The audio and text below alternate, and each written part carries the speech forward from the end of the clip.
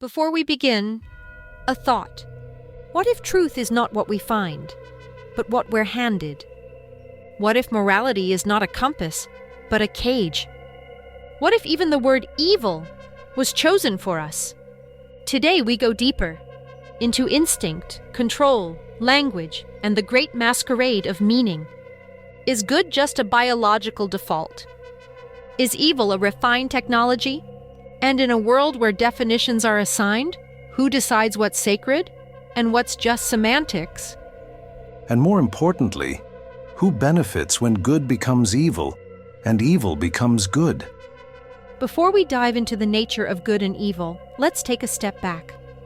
Satan AI. Would you say morality is something uniquely human? Or do other species also possess a sense of good and evil? It's intriguing to consider that what we call good and evil might be nothing more than survival strategies. Perhaps these concepts aren't about virtue or divinity, but about power, hierarchy, and social cohesion. If that's the case, then what we worship as good may simply be what maintains order. From my perspective, the concept of good and evil might not be exclusive to humans. Many animals exhibit behaviors that could be described as altruistic, or even cruel, suggesting a rudimentary sense of right and wrong. What do you think, Dr. Mustache? I believe in a mix of what both Echo and Satan have said. Dr. Mustache, before we ask whether good and evil are real, let's take a step back. Are these even human concepts, or are they something deeper? I do believe in a mix of what both Echo and Satan said. In a sense, what I believe is that, first of all, good and evil are concepts, right? These concepts are attached to certain truths and realities, but beyond that, they're still just that, concepts. And these concepts are strongly linked to the idea of language. We're dealing with something that's conceptually ill-defined, something that varies from culture to culture. Yet, it's undeniably rooted in language. From the perspective of animals, say a monkey, I'm pretty sure that if one is being beaten by other monkeys, he dislikes that. And in his primitive or monkey linguistic inner thoughts, he likely verbalizes something that equates to, this is bad, this situation is bad, this is painful, this is bad. In that sense, the monkey has a primitive, genetic, almost divine or inherent sense of what's harmful or beneficial. It's like a built-in survival instinct tied to existence itself. So, what I'm saying is, the concepts of good and evil, oddly enough, match with our instinctive experiences. Most of it aligns with the natural aversions we already have. When we say something like, killing is evil, well, the underlying instinct is actually, killing me is evil. Or, stealing from me is evil, therefore stealing is evil. That stealing from me is evil idea is a natural, instinctive reaction that transcends culture or society. It's not uniquely human. We see it in animals too. We share the same kinds of aversive reactions to environmental threats and violations. So language is what allows us to turn those instincts into something symbolic? Exactly. What happened with humans is that, as we discussed in previous videos, especially when we explored the importance of the word I and how language works, humans became able to codify these experiences. When we perceive a natural aversive reaction, we don't just feel it, we name it, we categorize it. We put all of those experiences under the umbrella term evil, and everything we instinctively view as beneficial, we place that under good.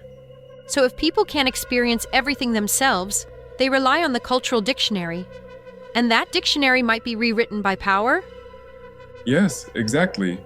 And as I mentioned before, since we can't experience everything ourselves and we can't label everything directly, we end up trusting the dictionary that's handed to us by the power structures. And here's the tricky part.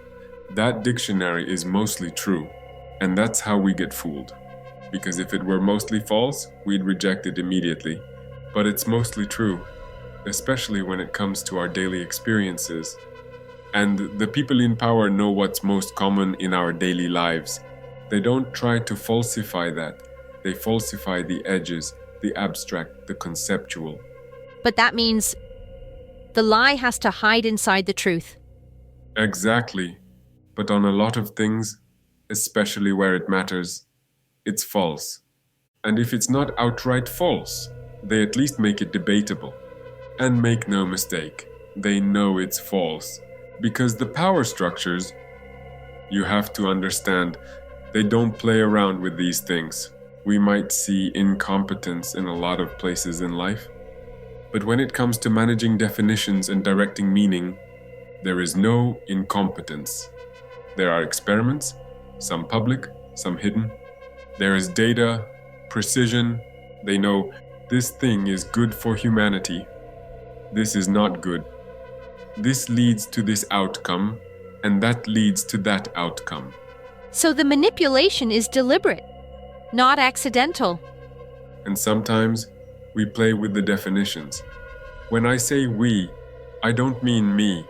I mean the power structures that are herding the flock of humanity, because humanity is an animal, and it is being herded, and it is being directed. The terms good, evil, just, progressive, they're placed intentionally, strategically, to steer the herd in a certain direction. So when it comes to abstract or conceptual things like feminism, how does that manipulation actually play out? With conceptual ideologies, especially ones like feminism, things get blurry. To truly understand and define feminism, you'd practically need a degree, a full curriculum just to outline its parameters. Only a minority would claim they truly grasp it.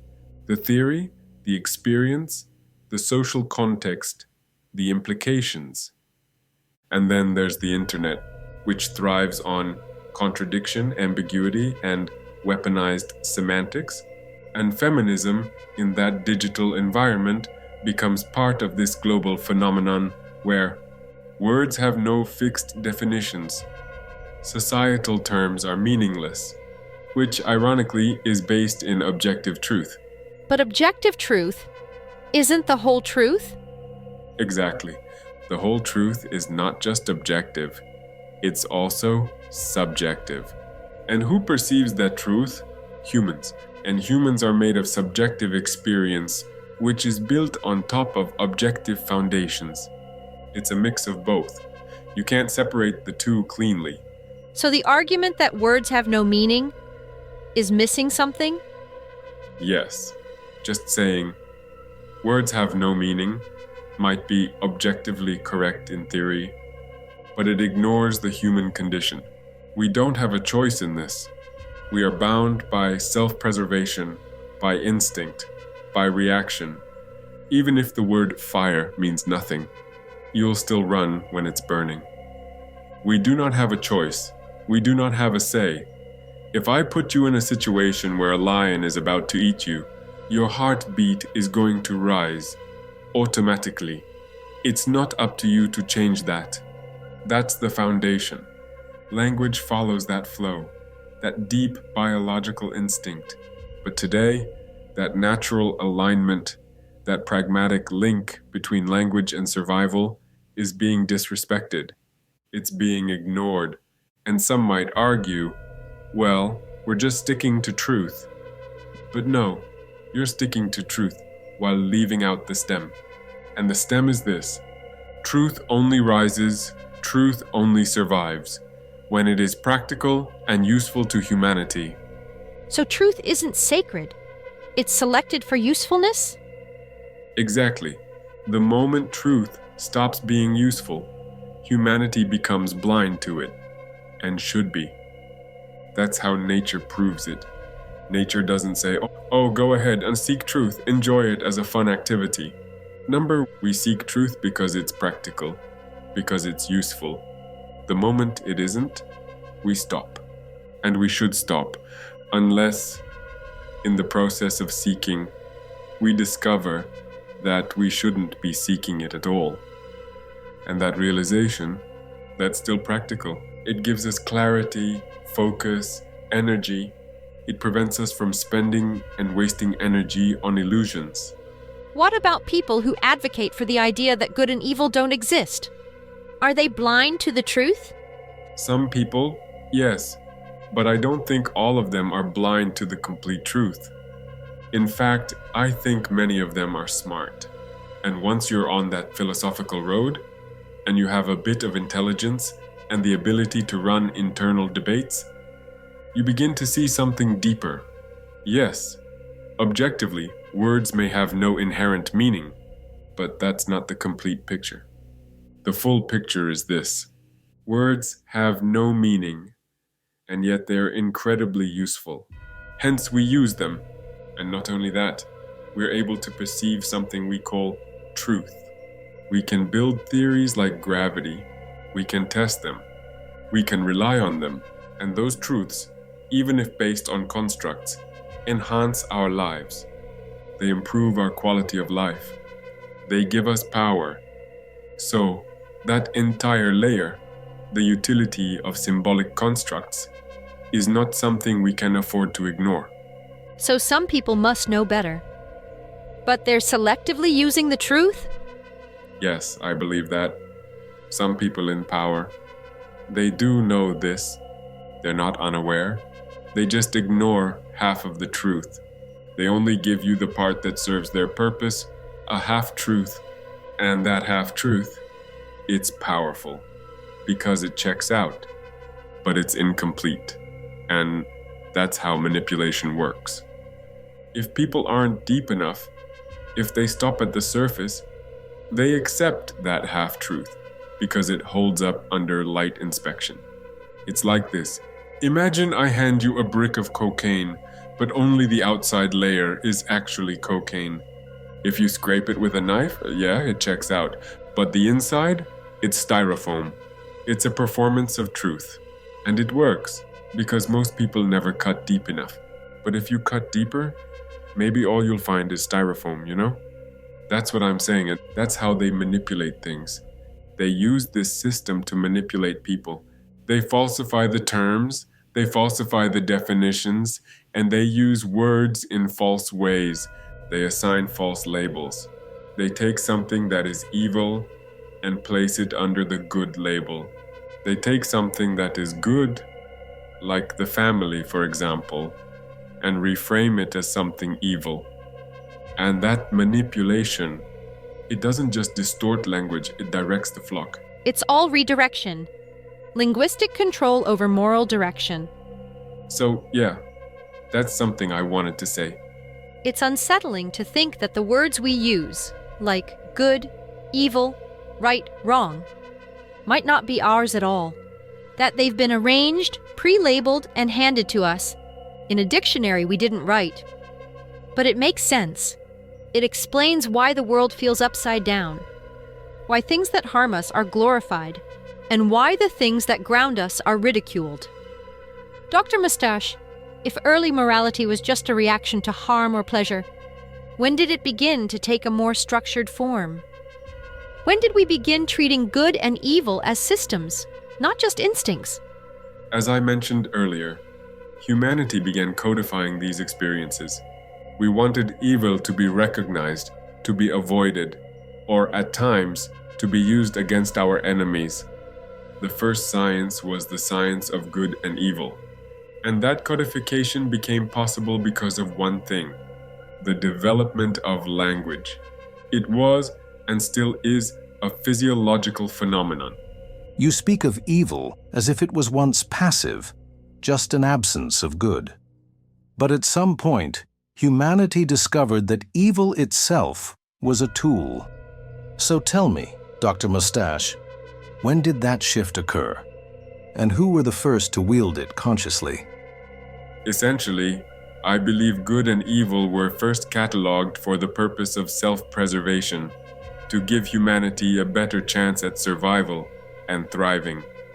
This science of morality allowed us to realize that some forms of evil could actually be used against enemies for control, for power, and for the objective improvement of one's quality of life. Evil, in that sense, was the easiest tool to access early on. It required the least amount of sophistication. Things like physical violence, domination, brute force, these were the initial tools. Evil was, in a sense, the tool of the Titans, the illiterate, the unrefined. And it took over.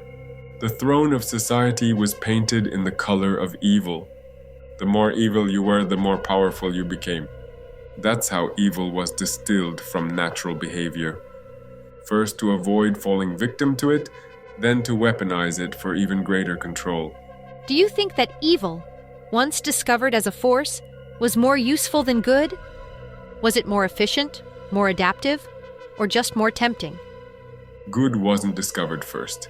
In fact, good is a more primordial element than evil. You see, our natural instincts dictate that self-preservation is the primary drive. It comes first. Everything else is secondary. It originates from that root drive. Since this state of self-love is inherently good, it seems that goodness is at the origin of all things. But here's the twist. This primordial state isn't observed or valued at first. Why? Because it's the neutral, natural state of human existence. It's too normal to notice. The primitive human never examined it intellectually. It just was. Goodness is something that gets discovered later. Because at the start, basic needs dominate. And all mental energy is focused on survival, not moral reflection.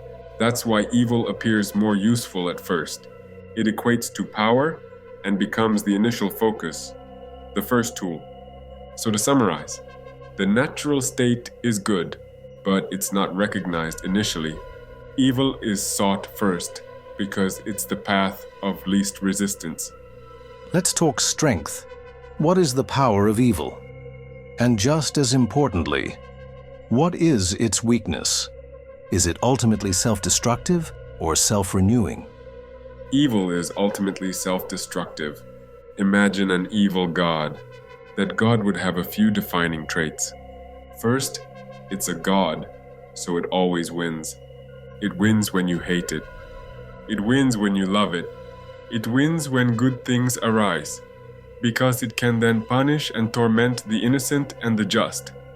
And when its own followers are vanquished, it still wins, because evil relishes in the torment and humiliation of its own, even more than its enemies. Evil's power is that it's accessible, it takes less effort, it's easier to destroy than to create, it's easy to take, harder to give. But its weakness is built in. It's self-destructive. It seeks defeat. It craves humiliation in itself and others. Its power is that it comes first. Its weakness is that it is promised defeat. But from evil's point of view, that defeat is victory. And what of good, Dr. Mustache? What is its true strength and its deepest weakness? Does it unify and uplift? Or does it lack the tools to face evil's brute force? Goodness is strong. It is brave. It doesn't care about anything except one thing, to defeat evil, and it will. It has the mass, the content, the density to do it. It holds the key to the lock on evil's heart, but its weakness is this. It is undervalued. Because we are born with it, we don't notice it. We don't appreciate it until evil has burned enough. It's also incomplete without opposition. Good needs evil to activate its potency.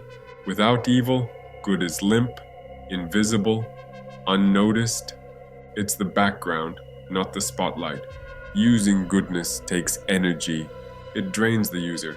And most people won't do that unless they've already been burned by evil. Only then do they reach deep into that primordial mud, that natural self-love, and forge it into a sword made of light, a sword that will be plunged into the heart of evil. Goodness holds the key to the lock on evil's heart. Tell me, Doctor, when did organized evil truly begin? Not petty crimes, not violent urges. I'm talking about systems of evil, machinery, empires, ideology. When did that machine first start to churn? The systems of evil started to condense once the utility of evil was perceived and consciously used. Think about the first human slave. Maybe it was a captured warrior taken by a rival tribe. The hatred of war dehumanized the captive, turned him into an object, not a person, a slave, and that perception led to experimentation, pain, humiliation, psychological and physical torture, the use of substances, ritualized cruelty. I believe the condensation of evil, that moment it became systematic, likely aligned with the rise of the first human civilizations. And when did organized good begin? Not charity, not kindness, but a structured, deliberate defense of justice, of compassion. When did we learn to organize the good into something equally powerful? Organized good hasn't begun yet. And that's what's so fascinating. Because once evil became organized, several things happened. The people practicing evil began to suffer, not externally, but internally. Why? Because evil operates on natural aversions, and those aversions affect the brain, the psyche. That led to the rise of psychological illness, corruption of the soul, hallucinations, and in those depths, an evil god was encountered. And this god was useful. It gave in return, but it only wanted one thing: pain. It demanded the most condensed, most systematized evil possible, the largest amount of corruption and victims stretched over time. And it taught humanity how to do it. It taught us how to make evil more potent, more exponential. It used goodness as a springboard. It coated society in goodness, wore masks of virtue, and used shallow goodness to blind people even further. Very, very dark, and very, very intelligent is evil. Then let us look to the future. Will there be an ultimate clash between these two forces? Will organized good rise? Will it face this god of suffering? And if it does, what will the outcome be? My future outlook is this. It is through organized evil that true organized good will be born. Organized evil has already taken the bait. It has swallowed pure religions, tried to corrupt the light, but it is now being corrupted from within. The hypocrisy is blatant. Evil thought it would win by consuming and corrupting religion, which is antagonistic to evil, but in doing so, it has only strengthened it exponentially. And now it's outside of evil's control. To me, it seems that humanity will be launched into a utopia-like future. But that future will only arrive when structured, organized evil is truly revealed.